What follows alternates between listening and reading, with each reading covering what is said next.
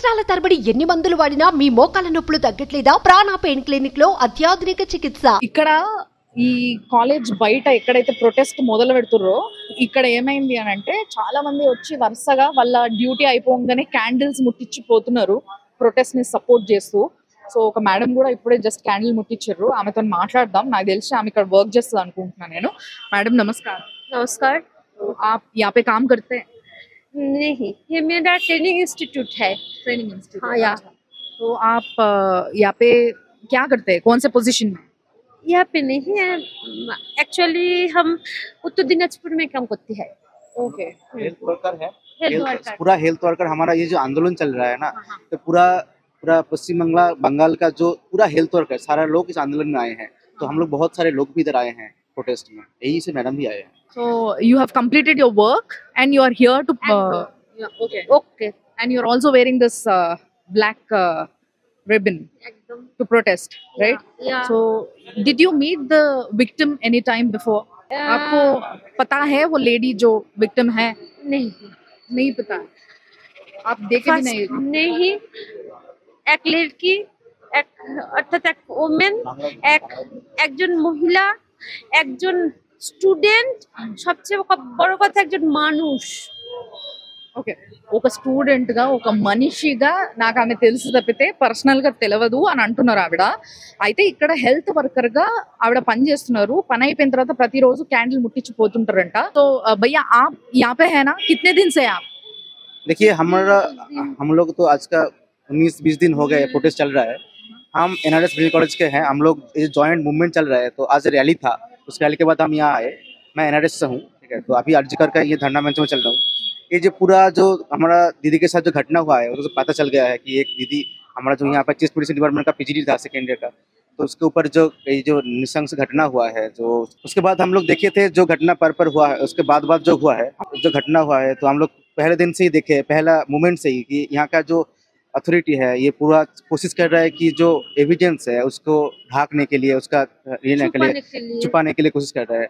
लेकिन हमारा जो तब से ही पहला दिन से ही हमारा यहाँ का जो जूनियर डॉक्टर लोग हैं ये प्रोटेस्ट में बैठे कि ये इसका जस्टिस मिलना चाहिए। तो पहला दिन से ही अथॉरिटी के ऊपर प्रेशर देके हम लोग पोस्टमार्टम भी करवाए, और उसके बाद बाकी जो पूरा जो मतलब ये काम किया है, ये जो गंदा काम किया उसको पकड़ने के लिए हम लोग प्रोटेस्ट यहाँ पे बैठे हैं। और हमारा दूसरा भी और एक बात है, क्योंकि जो जस्टिस तो हमें चाहिए, उसके बाद जो बात है यहाँ का जो अथॉरिटी है, अथॉरिटी की तरफ से हमने देखा है कि ये जो जस्टिस मतलब जो एविडेंस को छुपाने के लिए वो लोग एक यूनिफाइडली जो कोशिश कर रहा है, इसका भी विरुद्ध हमारा ये प्रोटेस्ट चल रहा है। और हमारा सेफ्टी सिक्योरिटी का जो मतलब हमारा सेफ्टी सिक्योरिटी जो मैटर है कि हम लोग एक काम करते करते, इसके लड़की में डॉक्टर है, इसके ऊपर ये हो सकता है, तो हम लोग काम कैसे जाएं, हम जो लोग काम कर सके जहाँ पर क्या करते हैं आप लोग यहाँ पे?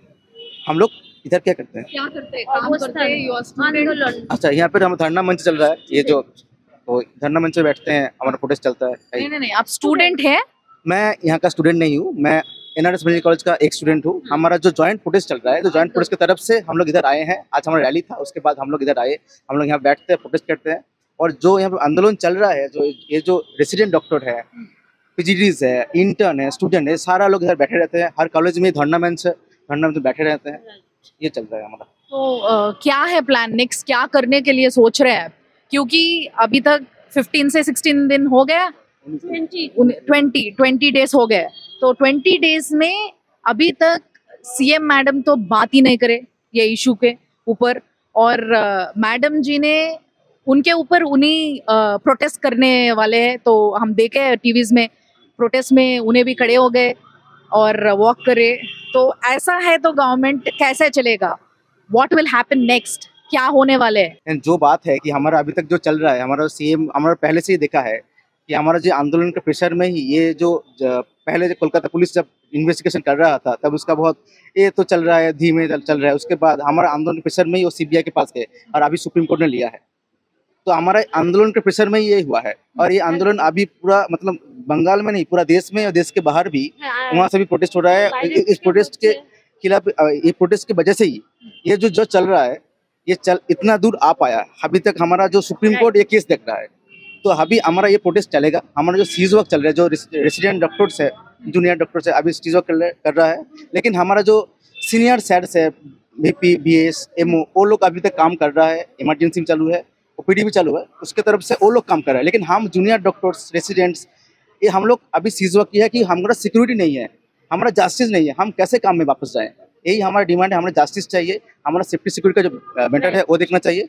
और हमारा जो और एक बात है कि हमारा जो प्रशासन की तरफ से, हम कोलकाता पुलिस की तरफ से जो देखा है, क्योंकि ये जो जब 14 तारीख को हमारा इस आंदोलन मंच में मॉब अटैक हुआ था, तब हमारा कोलकाता पुलिस इधर से वो लोग चले गए थे इधर से, और वो लोग आके यहाँ तोड़फोड़ करके चले गए। उसका जो मतलब क्या बोलते रोल है, ये बहुत ही गंदा, मतलब ये हम लोग को ये बोलने का कोई भाषा नहीं है। तो हम लोग चाहते हैं इसका भी जस्टिस हमें चाहिए, इसका भी रिटन एपोलॉजी हमें चाहिए। तो ये सारा हमारा डिमांड्स है, हमारा सेफ्टी सिक्योरिटी का विषय, जस्टिस का विषय, और जो लोग यहाँ के अथॉरिटी में उस दिन में थे, ऑन ड्यूटी थे, वो लोग जो हम अथॉरिटी प्रिंसिपल, मतलब सुपरिंटेंडेंट, जिसमें उन लोगों को भी सारा प्रशासनिक जो पोस्ट है उससे निकाला जाए, संदीप घोष को भी निकाला जाए, प्रशासनिक पोस्ट से निकाला जाए एकदम करके। तो यही हमारे डिमांड्स है। Our demand justice.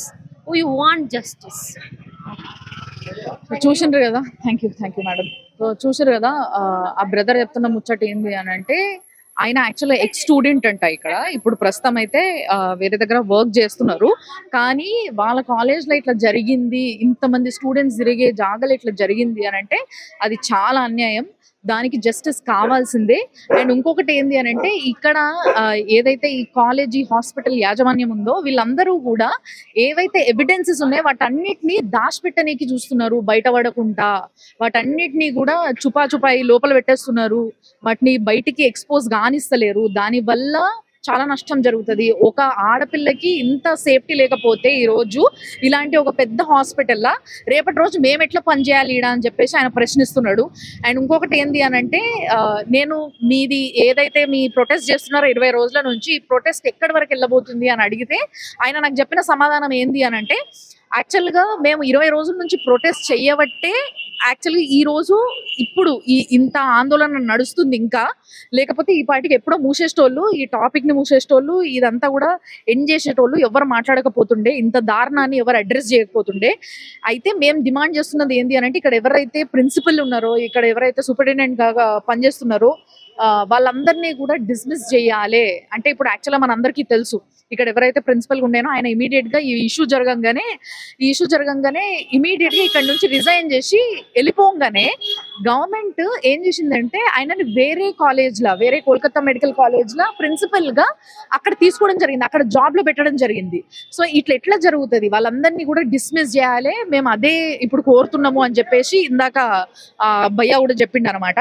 సో వీళ్ళ ప్రొటెస్ట్ ఇట్లనే సాగుతుంటదంట. ఇంకొంతసేపట్లో ఇంకొంతమంది స్టూడెంట్స్ కూడా వస్తారు అని చెప్పేసి వాళ్ళు ఇందాక చెప్పడం జరిగింది.